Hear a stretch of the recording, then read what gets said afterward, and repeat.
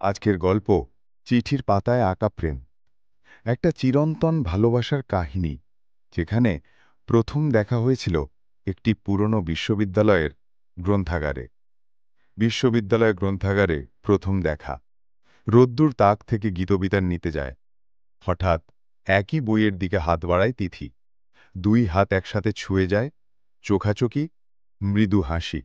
আপনি আগে নিন। না, আমরা চাইলে একসাথে পড়তে পারি। দুজন গ্রন্থাগারের কোনায় বসে পড়ছে। ক্যান্টিনে এক কাপ চা ভাগাভাগি করছে।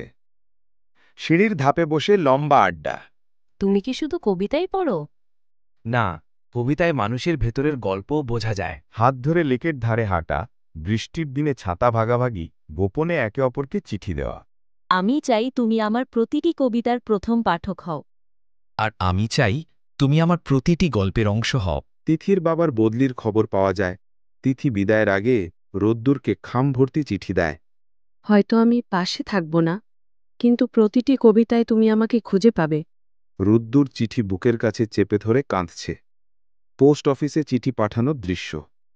রোদ্দুর রাতে একা বসে কবিতা লিখছে।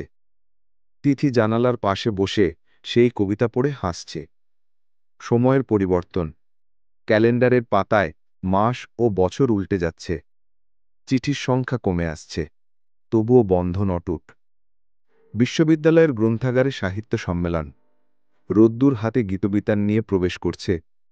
দরজার সামনে দাঁড়িয়ে থাকা মেয়েটি, তিথি।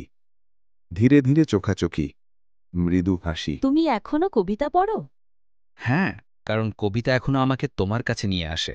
দুজন একসাথে গ্রন্থাগারের ভেতরে হাঁটছে, হাতে হাত ধরা। সত্যিকারের প্রেম কখনো হারিয়ে যায় না, শুধু সঠিক সময় ফিরে আসে।